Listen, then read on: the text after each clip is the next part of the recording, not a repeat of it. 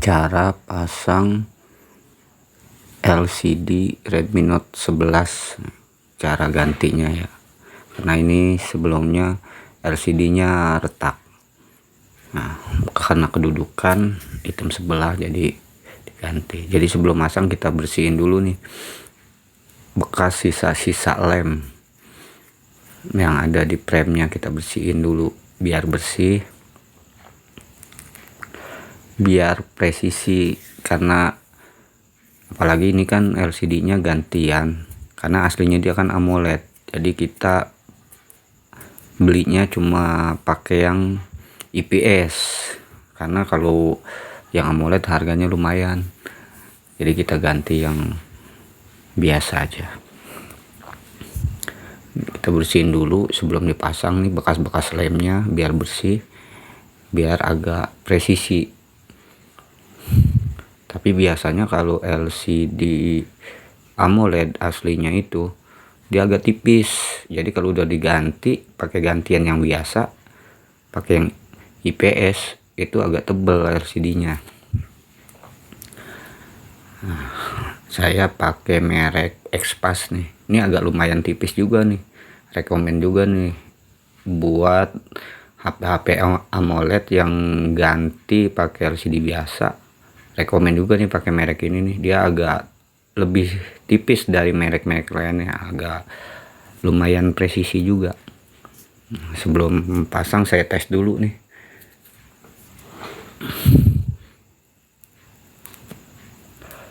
Maklum masih belajar jadi agak lama sedikit.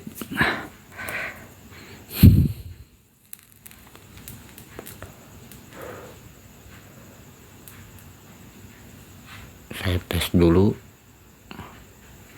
agak susah nyala juga nih di tombolnya, nggak mau nyala juga. Nanti coba kita sambil dicas, mungkin dia baru mau nyala nih. Mungkin udah kehabisan baterai juga.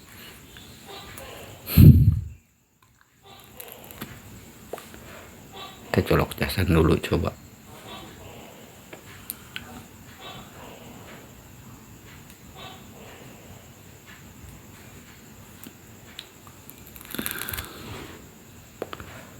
Jangan lupa ya pasang soket LCD dulu, baru pasang soket baterai. Nah, udah nyala nih LCD-nya nih. Kita tes dulu LCD-nya sebelum kita pasang. Soalnya nanti kalau udah dilem ngaco, sentuhannya repot lagi bukanya. Ngebersihin lagi lemnya. Jadi kerja dua kali. Dan kayak gini kita tes dulu LCD-nya.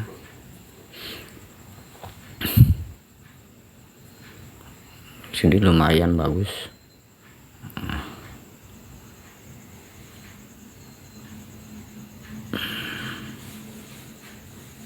Kecerahannya juga lumayan, hampir mirip-mirip ke AMOLED, malah kurang sedikit aja warna birunya. Kita tes dulu nih, puterin aplikasinya dulu. Oh, oke. Lumayan bagus ini LCD-nya.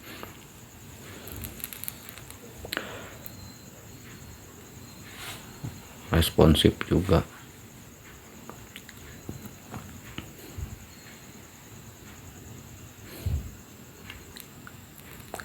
Karena LCD udah kita nyatakan oke, kita matiin, baru kita pasang nanti.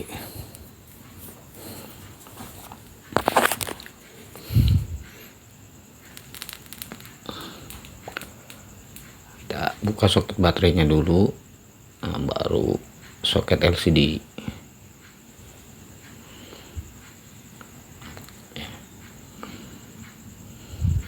Kita cek lagi nih bersih.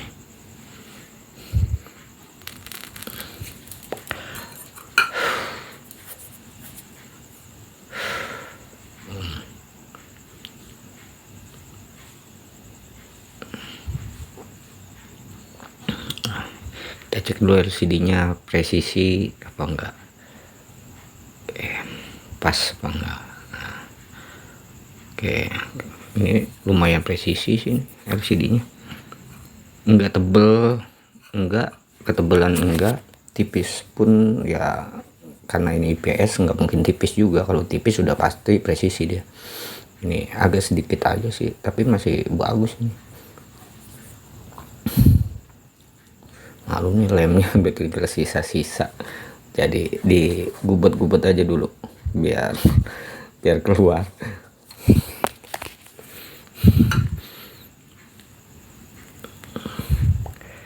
Cara lemnya, karena saya biasanya gini ya, ini lemnya saya pakai secukupnya aja lah, jangan terlalu banyak, jangan tipis-tipis aja, sedikit pun jangan, karena apalagi ini LCD-nya IPS ya, karena aslinya HP ini AMOLED jadi agak tipis, jadi ini kan timpanya tebel, LCD-nya agak tebel sedikit, jadi kalau misalkan kita pakai lem agak tipis, nanti dari sampingnya kelihatan cahayanya tembus, jadi kita agak tebel sedikit lah dari biasanya kita masang LCD yang bawaannya IPS. Dia agak lemnya agak tebel sedikit biar dari samping nanti nggak kelihatan cahayanya.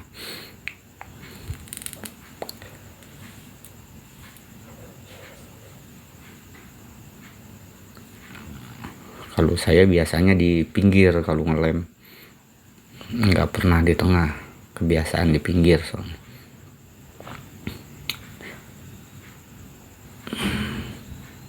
Nah, ini karena saya juga masih belajar,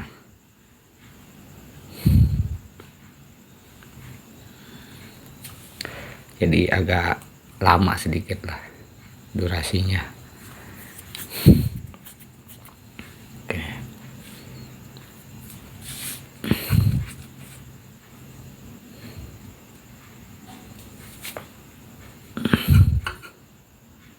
Kita masukin, nah, jangan lama-lama ya kalau udah dilem, masukin LCD-nya jangan terlalu lama juga, nanti lemnya agak cepet keras gitu dia jadinya, ntar nggak presisi jadinya. Jangan terlalu lama juga. Ini saya akan ada yang agak belepetan nih lemnya, jadi saya bersihin dulu. Oke, kita langsung pasang. Nah,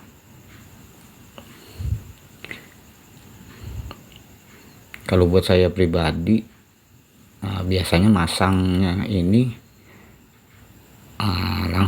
langsung saya karetin.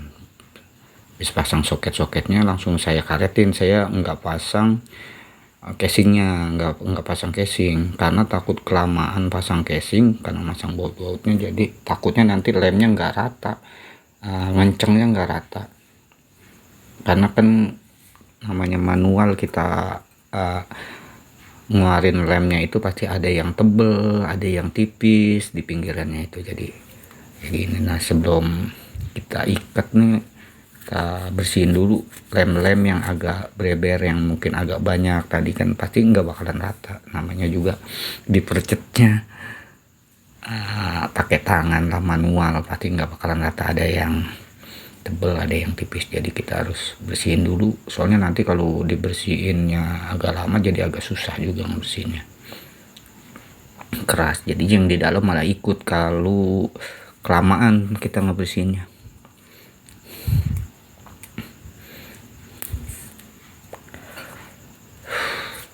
Tapi ini lumayan bagus sih, presisi juga ini LCD-nya.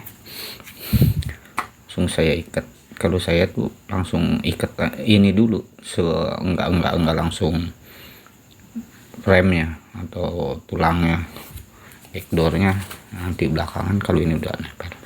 Kenapa saya pakai lemnya, pakai karetnya itu agak banyak, karena biar atas bawah tengah itu biar sinkron, karena lemnya kan kita namanya mencetnya itu belum tentu sama ratanya, jadi biar dia rata, tekanannya pun sama.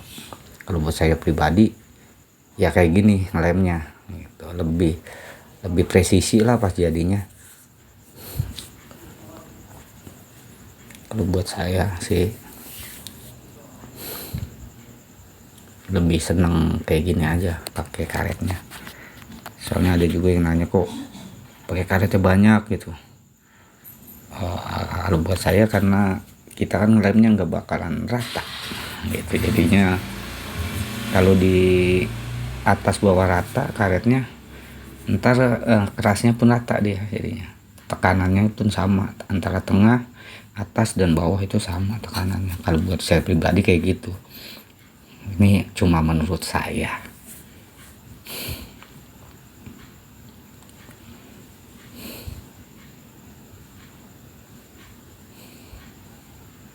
Kita bersihin lagi sisa-sisa lem yang agak berlebih, biar nanti jangan pas keras baru kita bersihin. Soalnya kalau pas keras kita bersihin nanti dia malah ikut yang di dalamnya tuh. Kalau saya kayak gini kalau lemnya buat saya.